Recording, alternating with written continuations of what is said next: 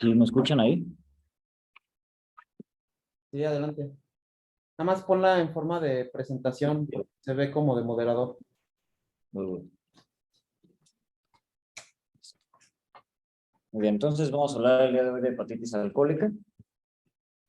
Hablando acerca de algunos conceptos importantes, antes de tocar temas de la hepatitis alcohólica, tenemos que hablar sobre todo del contenido de las bebidas, que es un tema o un punto importante que a veces omitimos en una historia clínica y solo preguntamos cuántos años bebió un paciente o cuántos años lleva bebiendo, a lo mejor el número de copas, pero realmente no hacemos este cálculo y se considera en la bibliografía que una bebida estándar tiene de 10 a 14 gramos de etanol puro. En general, de manera estandarizada se dice que 10 gramos para poder hacer un cálculo más real de este contenido. Y se dice que, bueno, para evitar un consumo riesgoso de alcohol, si se llega a consumir, debe ser menor o igual a 2 bebidas estándar, hablando de lo pasado. Hablando de un consumo dañino, se dice que es el uso de alcohol que causa daño mental o físico y que más adelante, conforme va avanzando la plática, pues tiene implicación acerca del tratamiento o el manejo de la enfermedad asociada al consumo de alcohol, enfermedad hepática asociada al consumo de alcohol. Entonces, el dañino en una ocasión, ya lo decíamos, más de 60 gramos en una ocasión de consumo. El consumo por atracón, mayor o igual a 4 bebidas en mujeres o mayor o igual a 5 bebidas en hombres. Es decir, 40 gramos en mujeres o mayor a 50-60 gramos en hombres. Y el consumo riesgoso, mayor o igual a 20 gramos en mujeres o mayor o igual a 30 gramos en hombres. Esto va a tener mucha importancia en el hecho del desarrollo de hepatitis alcohólica y, bueno, más bien de enfermedad hepática asociada al consumo de alcohol. En cuanto a la cuantificación de la ingesta, hablamos que debe hacerse un cálculo de gramos sobre día, la cantidad de gramos de alcohol sobre el número de días, ¿no? que se consume, y hablamos de la cantidad ingerida en mililitros. O sea, esta fórmula nos da la cantidad ingerida en mililitros por la graduación alcohólica de la bebida ingerida. Aquí tenemos una tabla que se pone en el Consenso Mexicano de Hepatitis Alcohólica, en donde nos ponen la cantidad de mililitros que tiene cada bebida por el porcentaje de alcohol, pero hablando de que una bebida estándar, pues esto es lo que tiene respecto de los mililitros y lo que ya habíamos comentado anteriormente. Entonces, recordando un poco de la fisiopatología que más o menos debemos conocer, se basa a grosso modo en la generación de especies reactivas del oxígeno, pero el principal componente que va a dañar el hígado y que va a dañar no solo el hígado, también de manera cardiovascular y otras afecciones que va a tener el consumo de alcohol a largo plazo es el acetaldehído.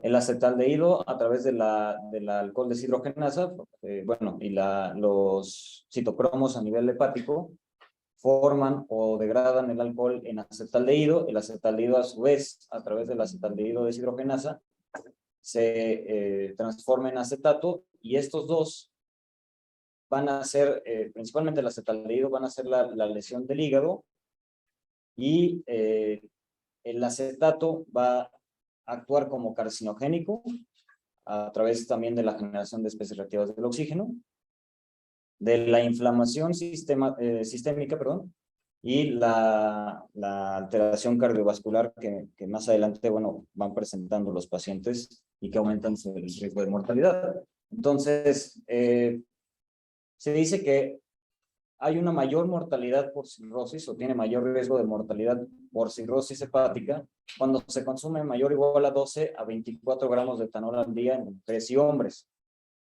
En mujeres específicamente aumenta mucho más el riesgo de mortalidad con más de 12 gramos al día. Se dice también que la ingesta de menos de 2 bebidas al día en mujeres y menos de 3 bebidas en hombres, si se llega a consumir, pues evita el riesgo de progresión a una enfermedad hepática relacionada con el alcohol. Y conceptos importantes, el consumo diario.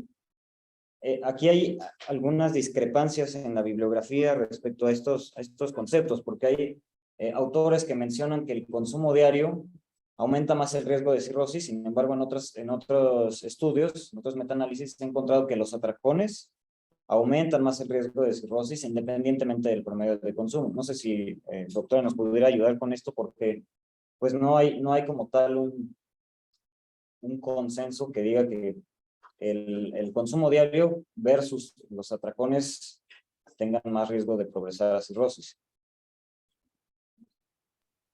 Hola, ¿qué tal a todos? Se ha estudiado mucho, ya lo mencionaste, y se ha visto que es tan riesgoso el consumo diario como el famoso binge, que es el atracón el fin de semana, como tomarse la vida. Puede desencadenar, es igual de dañino. En ratones, cuando hicimos la maestría, nuestro tutor hacía investigación básica y él estudiaba justo eso en ratoncitos. Lo que encontró es que les hacía biopsias de hígado y todo, y lo que encontró es que efectivamente pues es prácticamente igual.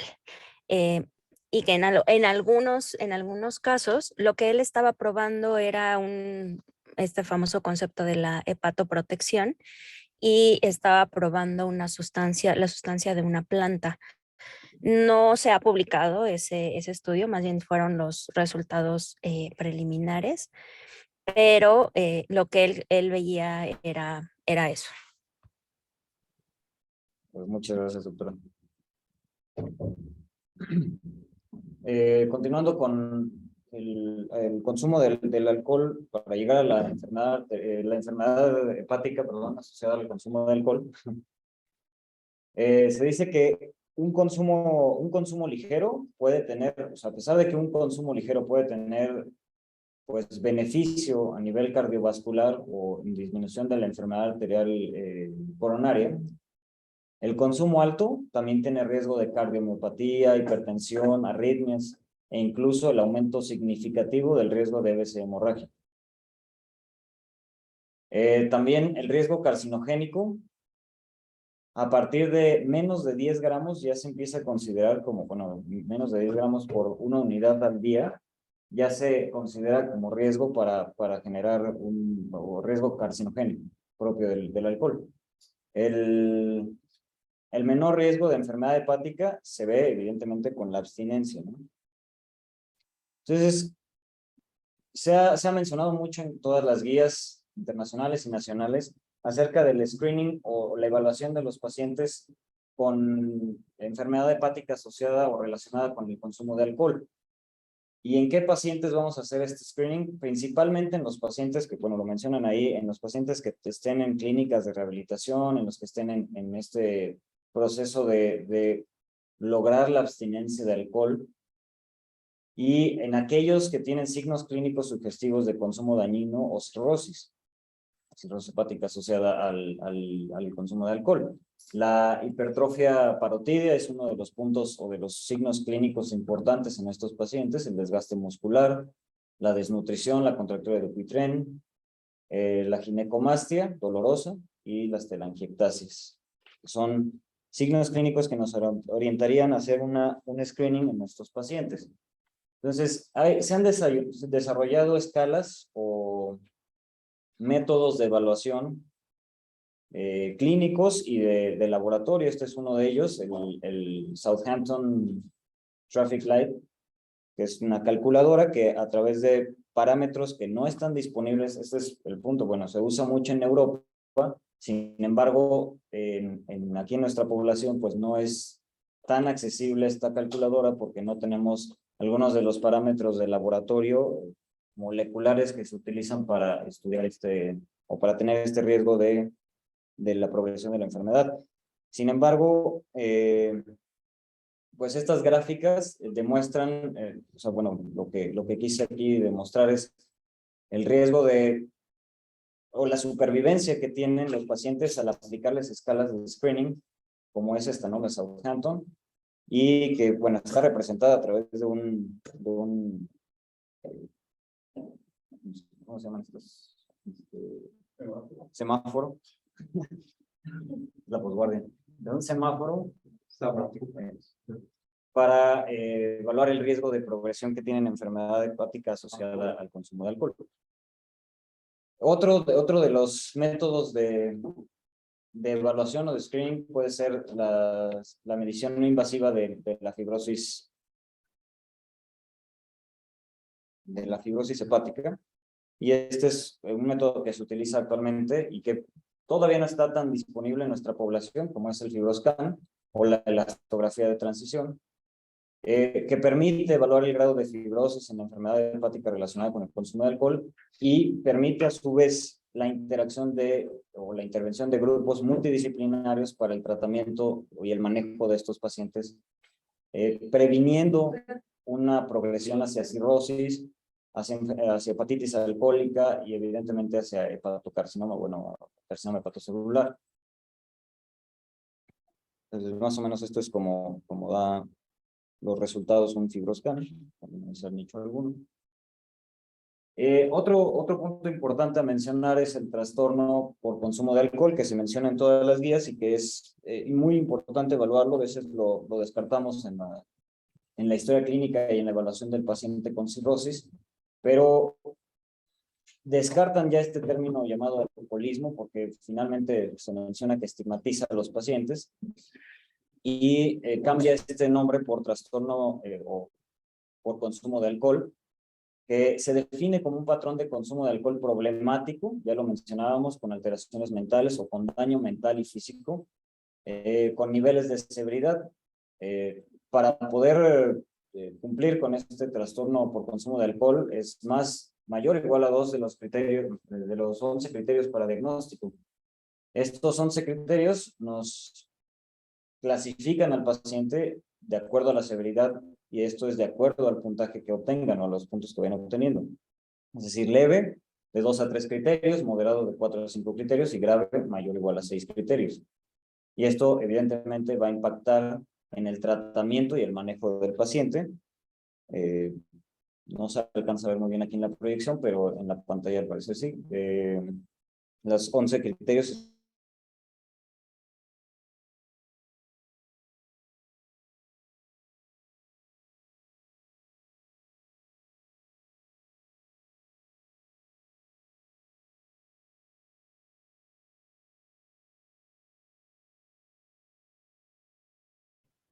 Una disculpa, hubo un apagón en el hospital.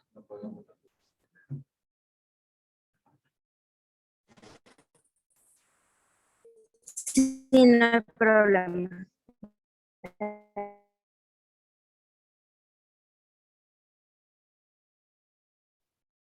Sebastián, ¿nos escuchas?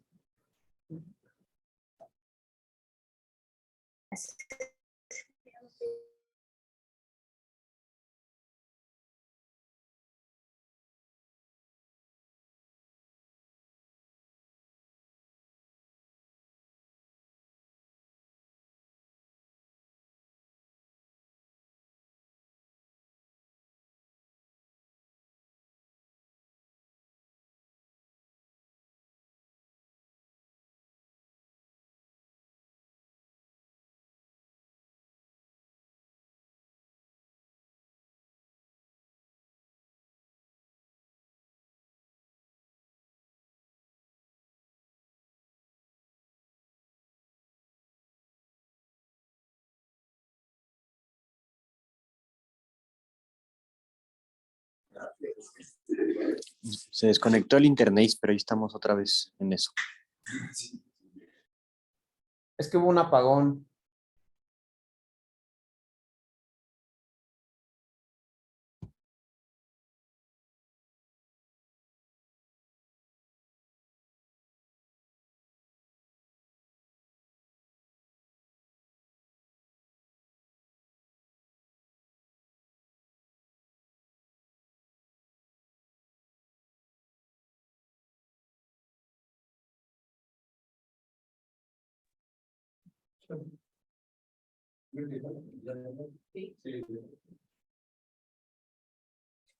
No está logrando.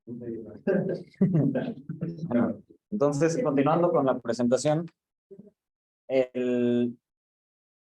mencionábamos acerca de realizar cuestionarios de consumo, de patrones de consumo, como el audit, que se menciona como el gold standard para este tipo de evaluaciones en los pacientes con trastornos por consumo de alcohol. Entonces, son 3 dominios. Cada uno tiene 3 preguntas el primer dominio, el segundo va a 3 preguntas y el último 4 preguntas.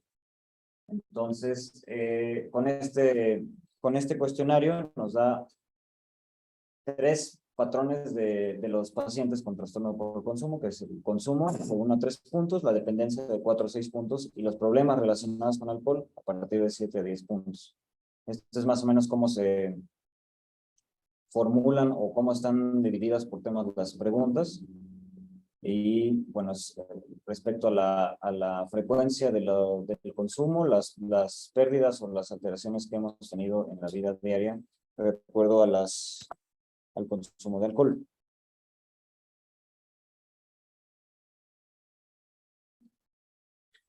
Otra herramienta de evaluación es el Audit C, que es una herramienta rápida de screening o de tamizaje en nuestros pacientes. Solamente son las 3 primeras preguntas del audit, en realidad.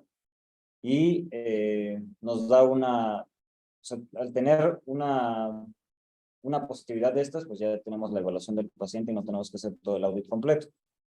Y el National Institute of Alcohol Abuse and Alcoholism dice que la primera pregunta del audit puede ser utilizada para screening o tamizaje rápido y de ahí partir para poder hacer la evaluación completa con el audit o el audit C.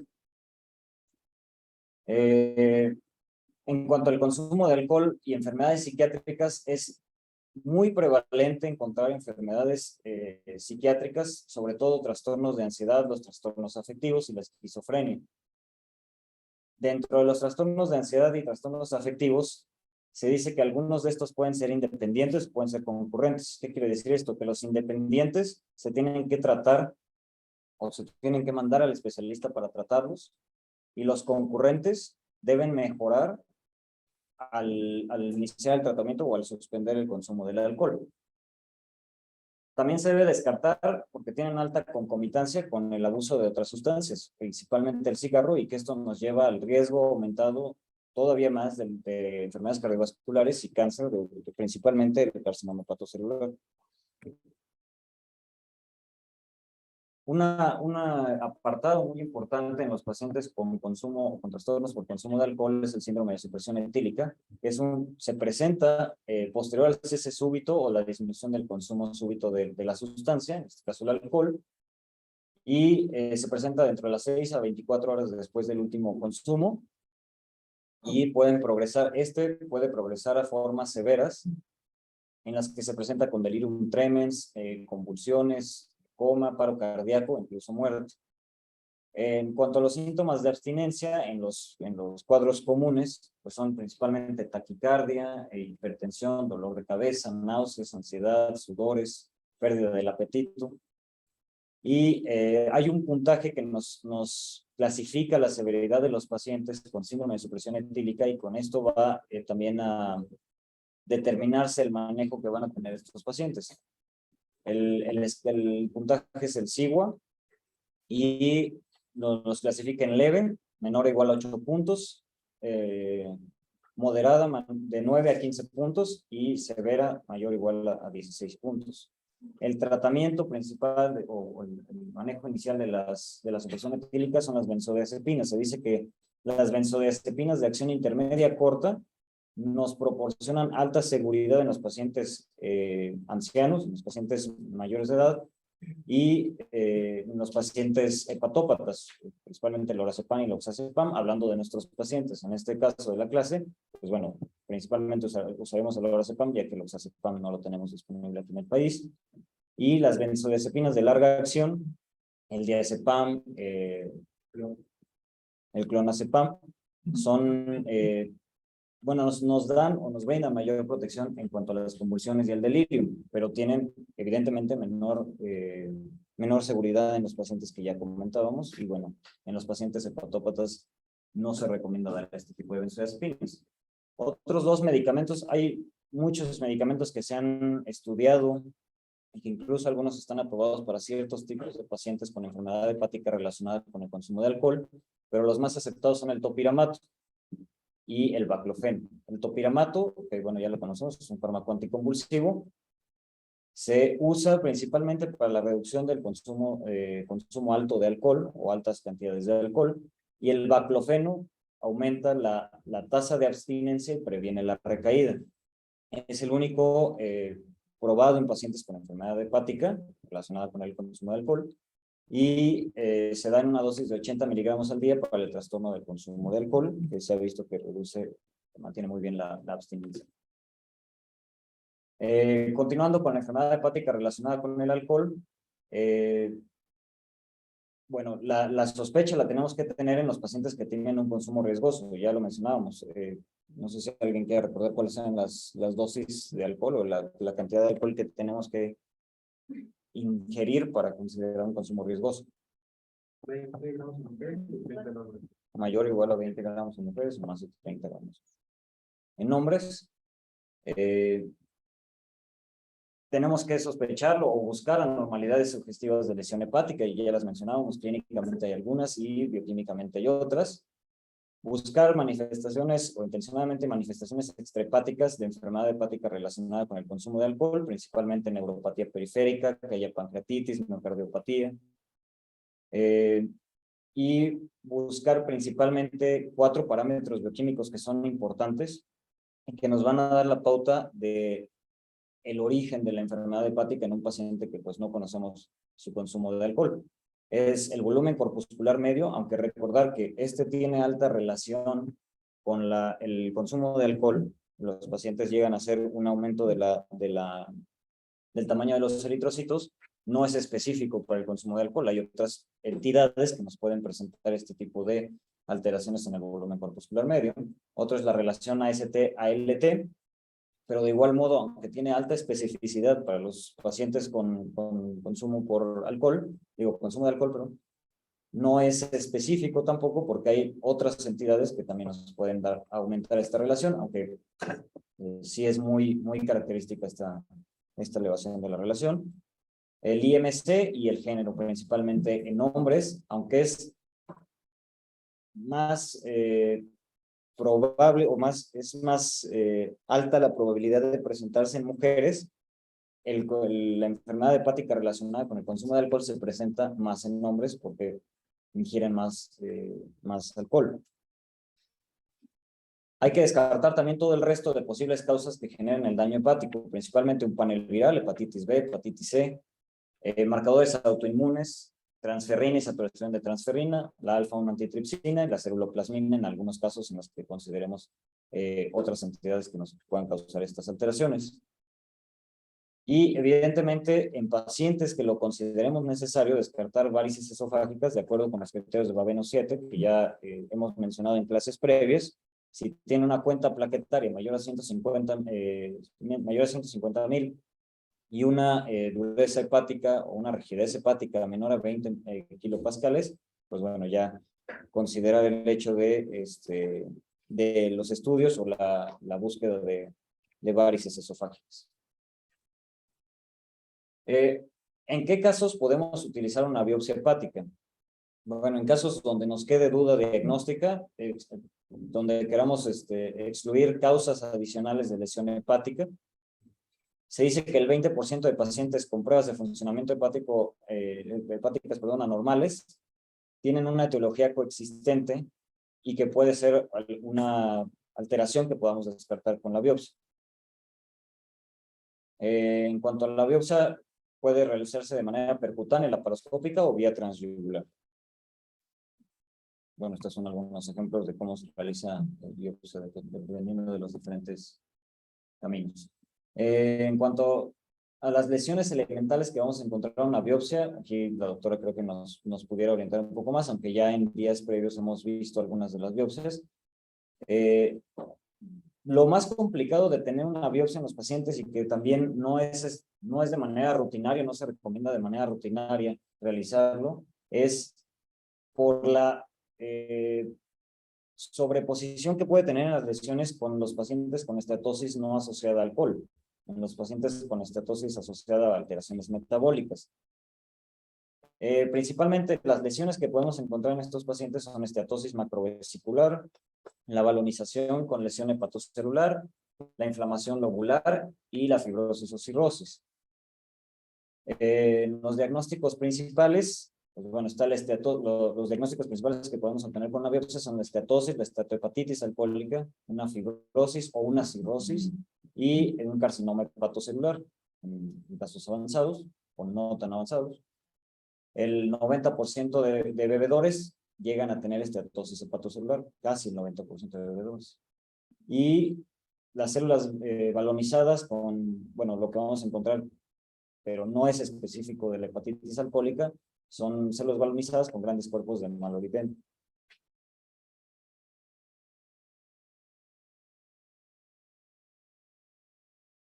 Esto es justo lo que mencionábamos en la diapositiva previa.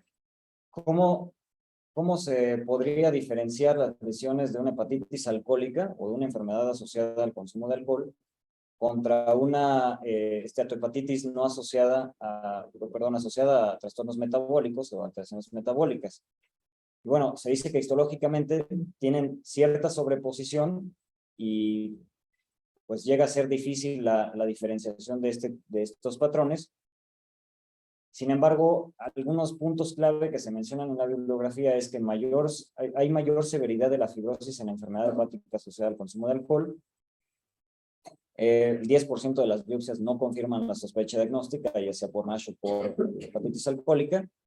Y hay lesiones que son muy raras, o que se mencionan que son raras de presentarse en las alteraciones, en la enfermedad asociada a alteraciones metabólicas, que son la necrosis hialina esclerosante, la degeneración alcohólica espumosa, los cambios fibroobliterativos de las venas hepáticas, la inflamación portal aguda y la colestasis. No sé si nos pudiera aportar un poco más con esta diapositiva, doctor.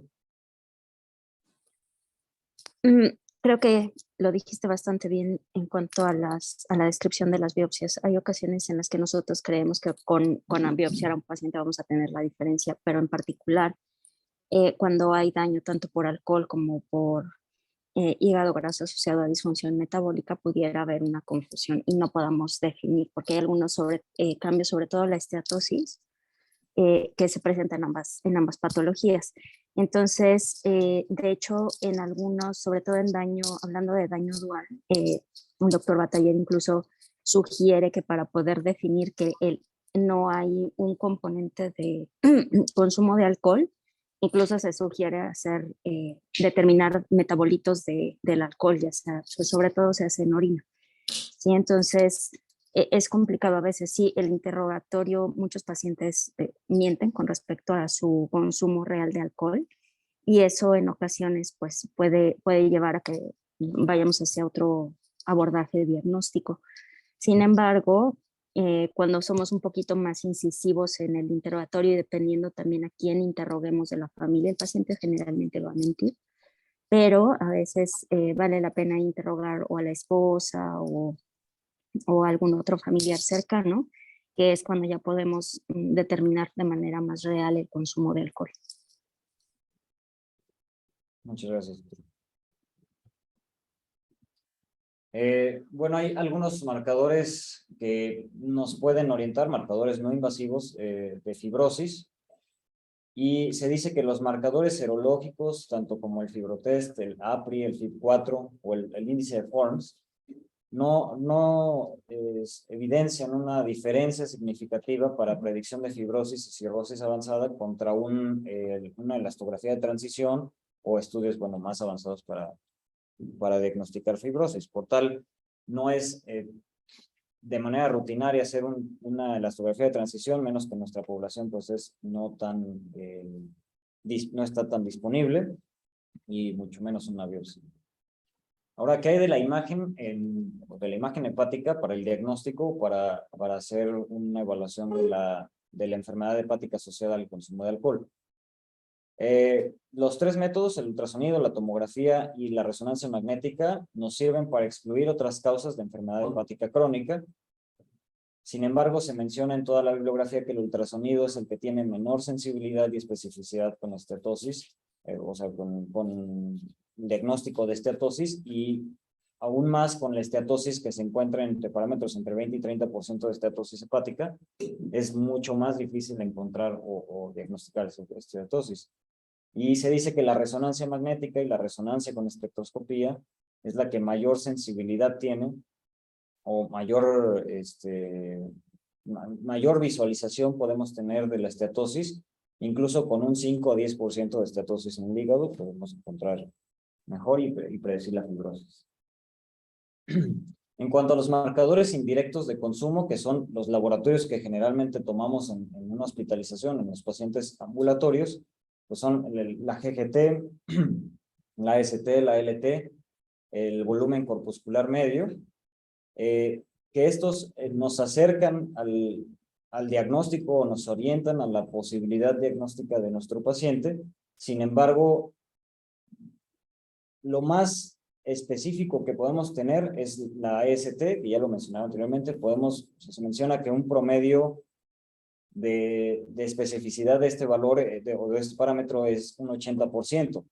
No es tan sensible, pero es más específico, sobre todo en cuanto a la relación y la elevación respecto de la ALT. Y otros marcadores ya directos del consumo de alcohol, pues son los que mencionaba incluso la doctora hace unos minutos, respecto de la orina, los séricos o incluso en el cabello, que en algunos pacientes se pueden evaluar de manera molecular para obtener el consumo y tener un acercamiento más al consumo del paciente. Estos son productos del metabolismo no oxidativo del etanol, tienen una ventana de detección más amplia, por tanto son marcadores precisamente directos del consumo de alcohol, y entre ellos está el etilglucurónido, que incluso permanece en orina hasta 80 horas y es detectado con incluso menos de 5 gramos de consumo de alcohol. Es decir, la bibliografía dice que no es tan bueno tampoco hacerlo, porque incluso tomándose un chocolate de estos que tienen contenido de alcohol, puede detectarse este tipo de sustancias y no sé realmente la etiología de la enfermedad hepática. No sé si aquí en nuestra población, doctora, se haga de manera rutinaria, supongo que no, pero en algunos centros se pueda realizar esto.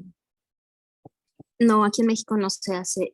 También donde tiene mucha relevancia medir estos metabolitos es en programas de trasplante, porque aunque se habla de los 6 meses de abstinencia y esto, pues también sabemos que los pacientes pueden mentir y tener reincidencia en el consumo de alcohol, pero no está disponible en México de rutina en los programas. Gracias. Y bueno, este esquema me pareció muy importante porque nos describe cómo va la progresión de la enfermedad hepática relacionada con el consumo de alcohol. Y hablando de un consumo crónico de alcohol, tenemos un hígado sano, ¿no? Y se dice que el 90%, ya lo mencionábamos, el 90 a 100% de los pacientes que consumen alcohol pueden tener esteatosis hepática. De este 90 a 100% de los bebedores, 10 a 35% pueden tener esteatohepatitis alcohólica, de los cuales pueden progresar el 8 hasta el 20% a una cirrosis alcohólica, esto también dependiendo de los factores modificables y no modificables, que van a favorecer el aumento de la progresión a una hepatitis alcohólica, a una cirrosis alcohólica y evidentemente al desenlace de un carcinoma hepatocelular. Y de estos pacientes con cirrosis alcohólica o con esteatohepatitis alcohólica, el 40% pueden progresar una hepatitis alcohólica, que es donde pone al paciente en mayor gravedad. Pero de los pacientes que sobreviven, de ese 40% que progresaron a hepatitis alcohólica, hasta un 70% pueden llegar a sobrevivir y progresar a una cirrosis alcohólica. Que hablando propiamente de la hepatitis alcohólica, se define como un síndrome clínico con ictericia de reciente aparición, con o sin otros signos de descompensación. Generalmente se presentan con signos de descompensación. Se presenta en pacientes con consumo riesgoso por más de 6 meses, pero con menos de 60 días de abstinencia, es decir, 8 semanas de su último consumo. El consumo va más de 40 gramos al día en mujeres y más de 50 a 60 gramos al día en hombres. Frecuentemente se comporta como una falla aguda, una falla hepática aguda sobrecrónica. Esto nos pone evidentemente una mayor mortalidad y es un trastorno con inflamación sistémica y que puede tener una mortalidad hasta 20-50% en los próximos 3 meses. Que vamos a mencionarlo más adelante en el tratamiento, pues esto es muy importante. En cuanto al diagnóstico, clínicamente son pacientes que llegan con ictericia, con fiebre, con malestar general, pérdida de peso y desnutrición. Y en laboratorio, ¿qué encontramos? Neutrofilia, que es uno de los puntos más importantes, la hiperbilirrubinemia mayor a 3 miligramos de decilitro, una elevación de AST mayor a 2 veces del límite superior de la normalidad, es decir, mayor a 50 unidades por litro, pero menor, es frecuente que se presente menor a 300 unidades por litro, ¿no? Es realmente raro que se presente con más de esta cantidad. Y una relación AST-ALT mayor a 1.52. Como es complicado, y sobre todo en nuestra población, diferenciar que el daño sea propiamente por alcohol, que no haya alguna otra alteración, porque generalmente los pacientes que llegan en nuestras instituciones pues son también obesos o son también o tienen también presencia de síndrome metabólico o algunas otras enfermedades que se sobreponen al daño hepático. Entonces, estos son los puntos que nos orientan más a que el origen pueda ser relacionado con el consumo de alcohol. En formas más severas se prolonga el TP, hay hipoalbuminemia y evidentemente una disminución de precuento plaquetario. Es de vital importancia calcular o clasificar de acuerdo a la severidad del cuadro de nuestros pacientes y principalmente son a través del score de Madrid, que nos da o nos brinda a los pacientes con alto riesgo de muerte. El punto de corte es de 32. A partir de 32 vamos a iniciar un manejo terapéutico.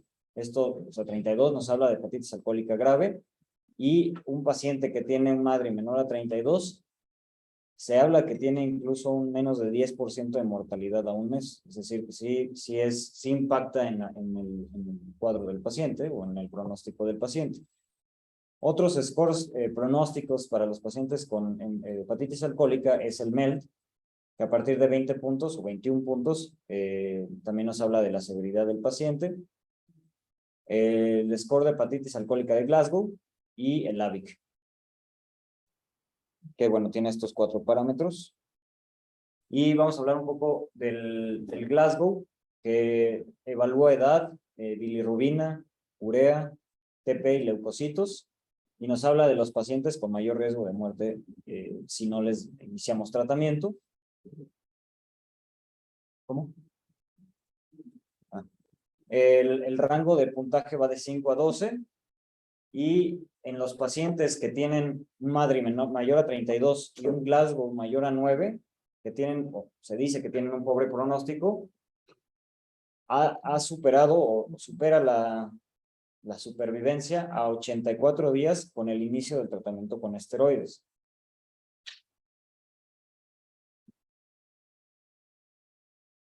La clasificación de la hepatitis alcohólica la define en el Consenso Mexicano de Hepatitis Alcohólica como definitiva, probable o posible. La definitiva es aquella que tiene confirmación histológica con los hallazgos que ya mencionamos en las diapositivas previas. Un diagnóstico probable es en aquellos pacientes que tenemos datos clínicos, que tenemos una bilirrubina total mayor a 3 miligramos de decilitro, que tiene una AST y una LT mayor a 50 unidades por litro, pero menor a 400 unidades por litro, y una relación AST-ALT de mayor a 1.5 o 2 relación. Y un diagnóstico posible es que tenemos un diagnóstico clínico incierto porque hay factores confusores. ¿Y cuáles son los factores confusores? Justo los que nos dan el diagnóstico de probabilidad o el diagnóstico de hepatitis alcohólica probable, que haya ausencia de perfil inmunológico positivo, es decir, los anticuerpos sanas deben estar con una dilución menor a 1 sobre 160, los asma menor a 1,80, bueno, menor a 1 sobre 80, y que no haya enfermedades hepáticas metabólicas, que no haya sepsis, choque o uso de fármacos, drogas hepatotóxicas en los últimos 30 días, que nos puedan dar este patrón de lesión hepática. Y evidentemente que tengamos el contexto clínico y la historia del consumo riesgoso en el paciente. En cuanto a la evaluación, en el momento de la hepatitis alcohólica no se recomienda la elastografía, ya que puede sobreestimarnos el grado de fibrosis por la inflamación sistémica que presenta el paciente. El ultrasonido, la tomografía y la resonancia nos van a ayudar únicamente para excluir otras causas. Sin embargo, no identifican que el daño sea por el alcohol. Hay un índice que es el índice de esteatopatitis alcohólica sobre no alcohólica, el ANI, que nos puede ayudar a dilucidar un poco hacia aquellos pacientes que tenemos duda del desencadenante de la lesión, que es algo muy prevalente en nuestra población. Y es importante recordar que tenemos que evaluar siempre integralmente a nuestro paciente con hepatitis alcohólica. Es decir, tener búsqueda de focos infecciosos, descartar que no haya ningún foco infeccioso, descartar hemorragia de tubo digestivo. Hablando un poco de los focos infecciosos, en el estudio STOPA, ya lo vamos a mencionar un poco más adelante, fue la principal causa de mortalidad de los pacientes con hepatitis alcohólica es principalmente las infecciones. Descartar encefalopatía hepática, descartar lesión renal aguda y buscar complicaciones intencionadamente crónicas de hepatopatía. Evidentemente, el pilar del tratamiento es la abstinencia del alcohol. Ya lo mencionaba, la piedra angular en el tratamiento de la hepatitis alcohólica y mantener, se dice que más de 90 días para poder tener una mejoría en el pronóstico de nuestros pacientes, sobre todo a más de un mes, 3 meses, 6 meses.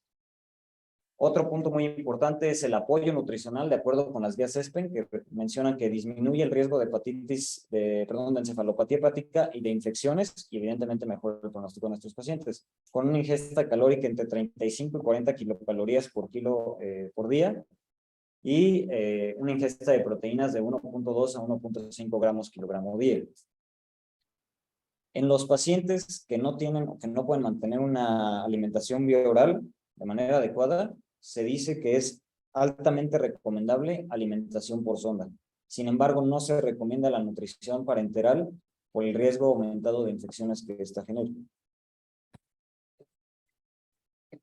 En cuanto al tratamiento ya dirigido de la hepatitis alcohólica, es el tratamiento con corticosteroides en pacientes que tengan una hepatitis alcohólica aguda grave. Ya lo mencionábamos anteriormente, el que nos va a dar la severidad es el score de Madrid y el MELD, incluso también el Glasgow. El Madrid mayor a 32 puntos nos dice que, o nos orienta a iniciar el tratamiento con esteroides, evidentemente en aquellos pacientes que no tengan contraindicaciones absolutas para su administración, y los pongo aquí, que son infección por virus de hepatitis B activa o una tuberculosis activa. Esas son las únicas contraindicaciones absolutas. En cuanto a las contraindicaciones relativas, lo vamos a discutir un poco más adelante. La infección activa o sepsis, que es una de las más importantes, puesto que las otras se pueden corregir.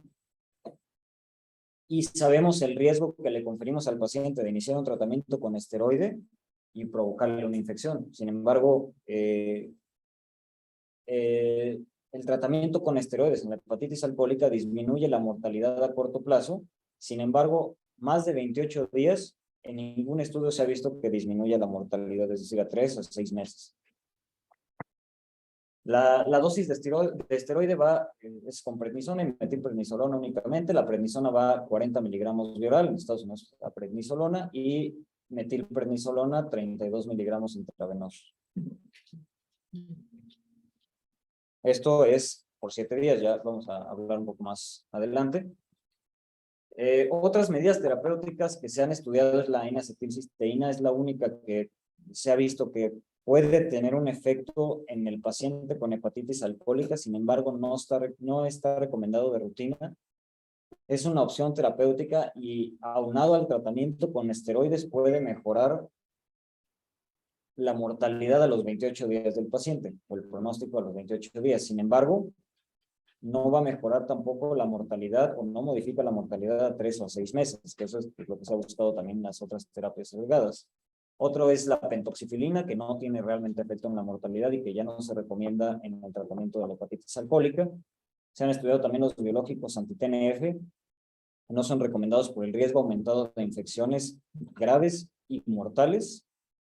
Y el factor estimulante de colonia de granulocitos, que se ha visto en algunas series que tienen o puede tener un efecto en el pronóstico y la supervivencia del paciente. Sin embargo, no se ha recomendado hasta el momento que se pueda ser un factor en el tratamiento de los pacientes con hepatitis alcohólica. De tal modo que el tratamiento aprobado son únicamente los esteroides. ¿Y cómo vamos a evaluar la respuesta a los esteroides? Se da a través de la escala de Lidl. A los 7 días se realiza esta escala. Hay algunas series que han estudiado poder hacer antes o calcular este score a los 4 días, pero no ha visto que realmente haya una diferencia con respecto a los 7 días. Y se trata de evaluar la respuesta al tratamiento con esteroides a los 7 días. Son 6 variables: la edad, la creatinina, la albúmina, el TP, la bilirrubina total y la bilirrubina total a los 7 días. La puntuación del IL mayor o igual a 0.45 nos habla de una supervivencia a 6 meses del 25%. El puntaje mayor a 0.45 nos habla de que no son respondedores al tratamiento con esteroides. Los 3 grupos de puntaje que nos clasifica el IL es respondedores completos, menor o igual a 0.16, los respondedores parciales de 0.16 a 0.56 y los respondedores nulos mayor a 0.56, que realmente, pues, lo único que les podemos ofrecer, vamos a hablar un poco más en un algoritmo que traigo más adelante, es el trasplante hepático, que realmente, pues, en nuestra población es poco probable que se pueda realizar. En cuanto a la prevención de infecciones que mencionábamos anteriormente, es de vital importancia prevenir las infecciones en nuestros pacientes con hepatitis alcohólica para mejorar el pronóstico, porque aumenta la mortalidad significativamente en estos pacientes. Se ve que el 24% de muertes en el estudio STOPA fueron asociadas a infecciones. Y esto es más que por el tratamiento con esteroides, es asociado al alto riesgo de los cambios inmunológicos que tienen per se los pacientes con alteraciones hepáticas o con cirrosis hepática, que son sobrecrecimiento bacteriano, la posibilidad de un sobrecrecimiento bacteriano, la translocación de bacterias y la alteración de la inmunidad innata y adaptativa.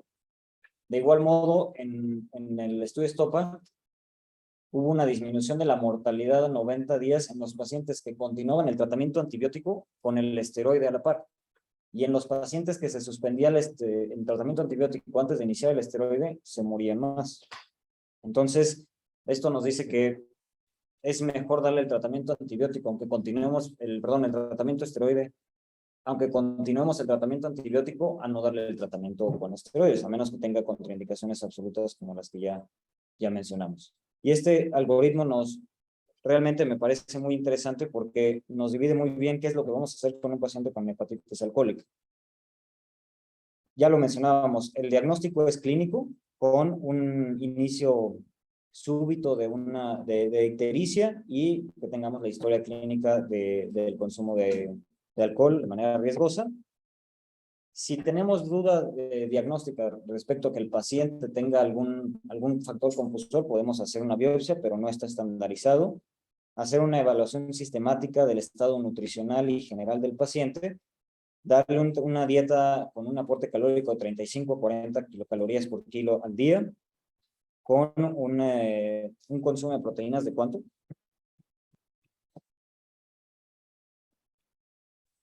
¿Cuánto se debe consumir de proteínas en un paciente con hepatitis alcohólica?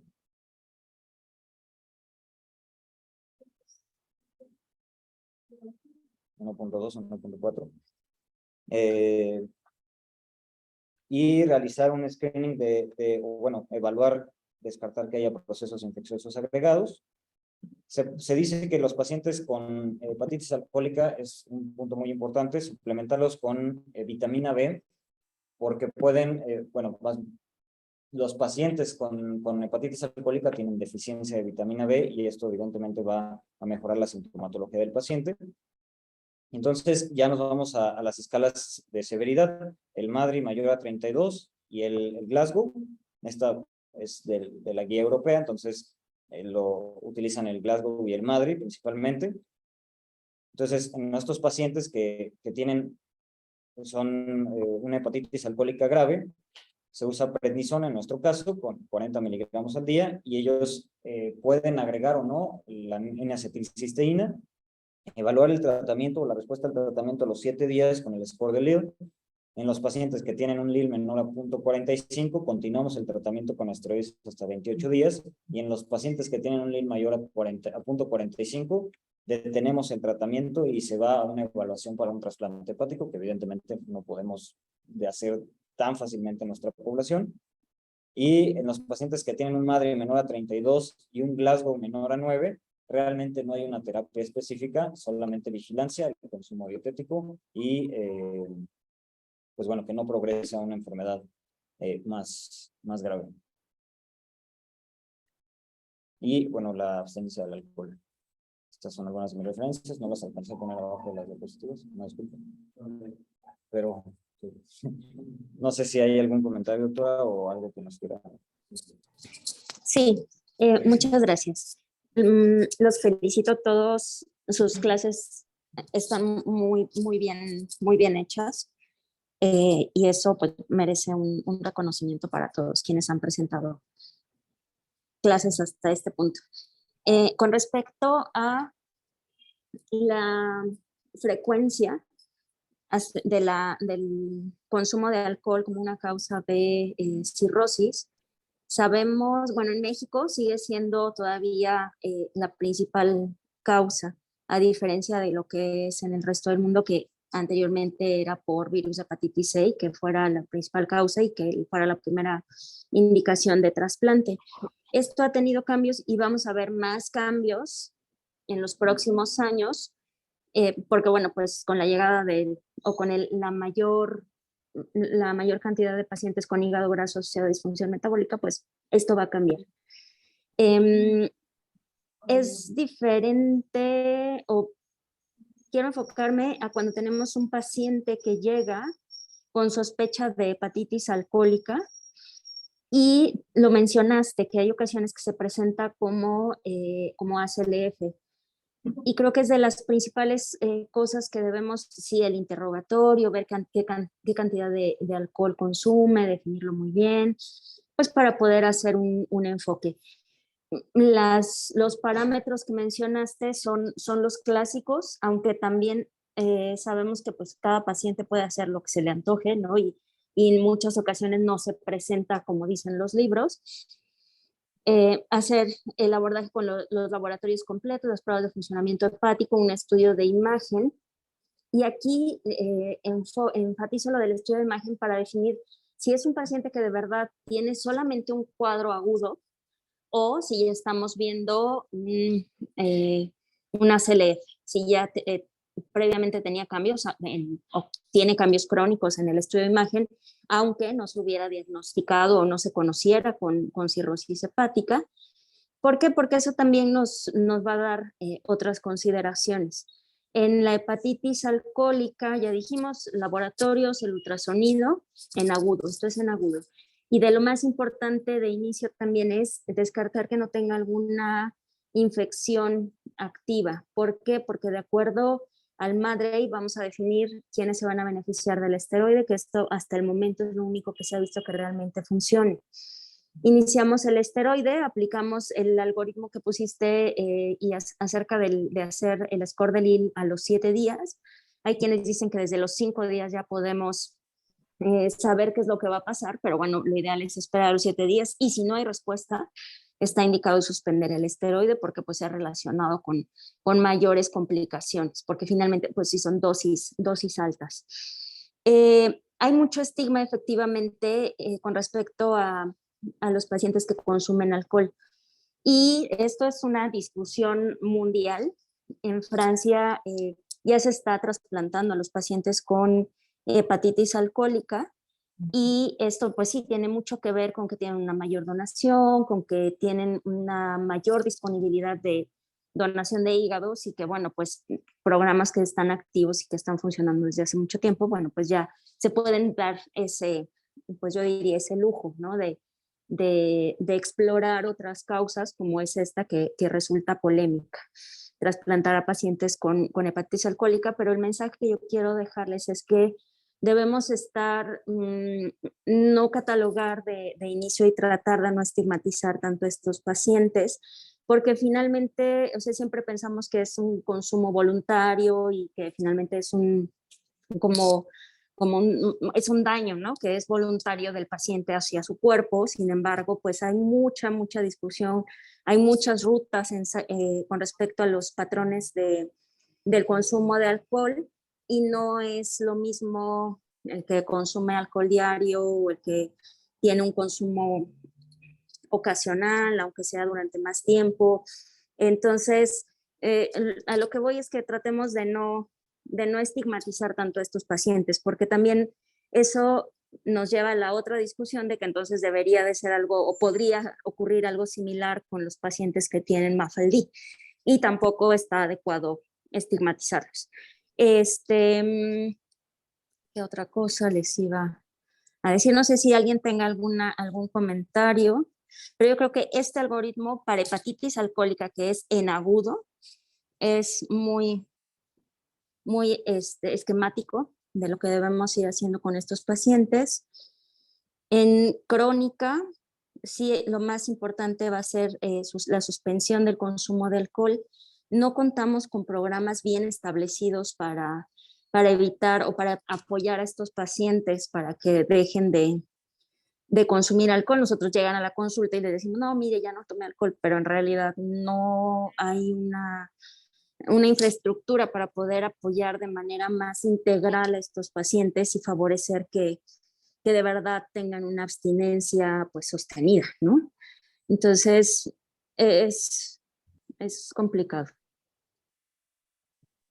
Pero yo, ¿Quién? yo tengo una pregunta Sí, respecto, es que, bueno, yo nunca he tratado a un paciente con hepatitis alcohólica, nunca nos ha tocado, bueno, al menos a mí, aquí en el hospital, y sí se utiliza la N-acetilcisteína como tratando de darle el efecto benéfico que puede tener. nosotros aquí es que mira, generalmente eso parte un poquito, como decíamos, del estigma. En tercer nivel de atención, por ejemplo, a veces no nos quedamos siempre con esos pacientes. Ojalá que les llegue alguno y si les llega vale la pena quedárselo, pues porque a veces esos pacientes se refieren a segundo nivel.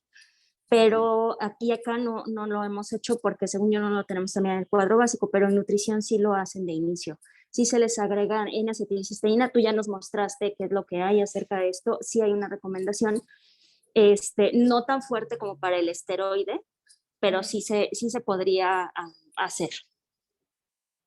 Sí, sí les damos, Sebastián. Les falta barrio, porque sí es una patología totalmente de barrio.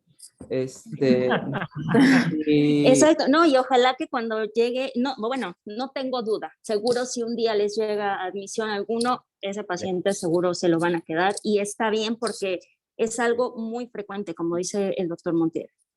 sí, la verdad es que sí, sí, en hospitales de segundo nivel, al menos donde yo trabajo en las tardes, sí, por lo menos unos 2 o 3 al mes sí nos caen. Y la realidad es que es todo un reto porque sí se ponen muy malitos. Y cuando se tratan de manera adecuada, hemos tenido unos pacientes que realmente los regresamos de la tumba, aunque se llevan mes y medio hospitalizados, ¿no? Y se ponen amarillos como Simpson y graves, se sobreinfectan, hacen alteraciones neurológicas severas hacen edema cerebral con las correcciones de hidroelectrolíticas. La verdad es que sí es todo un reto este tipo de pacientes, pero cuando lo sacas, la verdad es que la verdad sí da mucho gusto porque sí son pacientes que te ponen a sufrir. El problema es ese, el que dice la doctora Bautista, que desgraciadamente hemos tenido pacientes con índices de madre y de 75, 80 y salen y al mes y medio, 2 meses están tomando otra vez, ¿no? Entonces, la realidad es que ese es el problema, que muchos de ellos, tarde o temprano van a fallecer por una complicación asociada al consumo de alcohol. No importa cuánto te esmeres, la gran mayoría van a fallecer por eso. Y en el corto plazo, son pocos los que después de verse tan graves,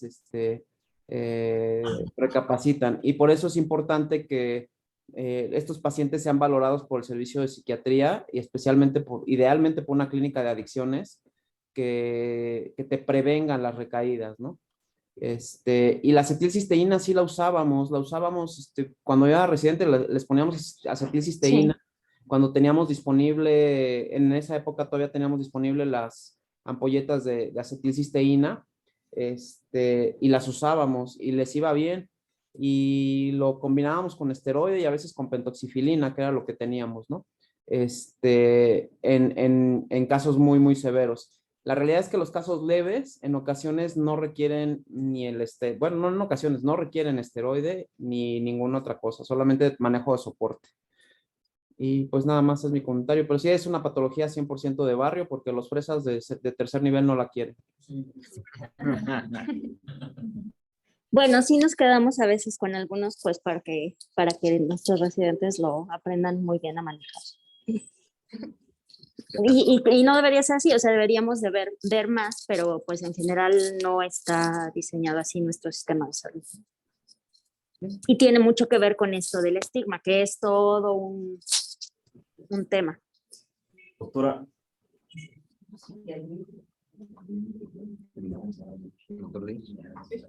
¿Mande? Doctora, yo tengo una duda. ¿Sí? Cuando ya estás manejando al paciente con esteroide de acuerdo a lo de Madrid que dijimos y evaluamos a los 7 días de Lili, ya nos da como que no tiene respuesta al tratamiento con más de... Lo suspendes. Ajá. Pero, o sea, mientras están en espera del trasplante, ¿qué tratamiento le podemos ofrecer? O sea, ¿solo dieta y ya? ¿O qué más le podríamos dar en lo que se espera si es que llega el trasplante? Tratar todo lo que se pueda tratar. Si hay alguna infección, bueno, darle tratamiento. Si es un paciente que ya tiene datos de ACLF y te hace encefalopatía, bueno, tratar, dar medidas antiamonio. Si hay lesión renal, hay que corregirla. O sea, todo el tratamiento de soporte. Mars. Pues es que, o sea, sí depende, sí, esa sería como la terapia puente al trasplante, pero bueno, pues también no hay mucha disponibilidad, ¿no? Y también... Aquí sí tenemos. Sí, nosotros también, pero... Sí, o sea, le tratas todo lo que le puedas tratar. Y sí, la terapia puente es con Mars. Oye, aquí hay otra pregunta. Sí. Doctora, o sea, justo lo que comentamos de que, o sea, si un paciente ya tiene hepatitis alcohólica, vaya, es una condición que atenta directamente a la vida. O sea, pero es difícil que estos pacientes dejen de tomar. Si se podría o se puede considerar una terapia más agresiva para que el paciente deje de tomar, como dejar disulfiram después del evento de hepatitis alcohólica. De hecho, cuando los pacientes llegan por hepatitis alcohólica y están despiertos, pues no tienen encefalopatía y están en condiciones, en ese momento se debe llamar al psiquiatra.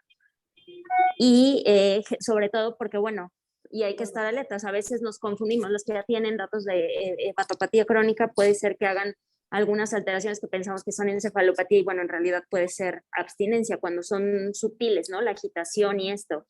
Entonces, está indicado que inmediatamente lo vea psiquiatría y les deje, sobre todo, les dejan como medidas para la ansiedad. Entonces, sí está indicado que desde el momento que ingresa y si está en condiciones neurológicas, lo valore psiquiatría. Bupropión es una buena alternativa. Naltrexona. Ujú. Bien. ¿Alguien tiene alguna otra duda? Sí. Alex. Hola doctora, buenos días. Hola. Tengo el tratamiento aprobado por la FDA, un poquito en discrepancia con lo que se comentó aquí, sería con naltrexona y acamproato. Solo que, pues supongo que aquí no podemos dar naltrexona. No sé cuál sería la situación ahí, si ya vamos a dar un tratamiento establecido de forma crónica para llevar al paciente al cero consumo, a la abstinencia.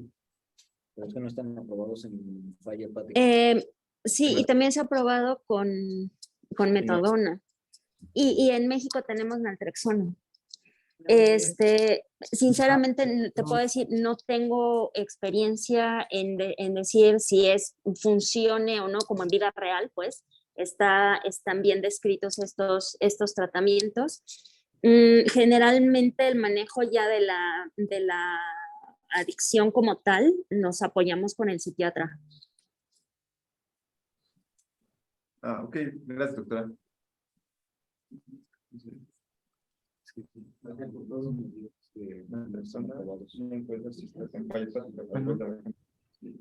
Si ya no hay nada más, aquí le dejamos. No hay que compensar. Sí. Gracias. Nos vemos el día de mañana. Muchas gracias. Hasta mañana. Bye. Mañana. Gracias, doctora. A ustedes. Buen día.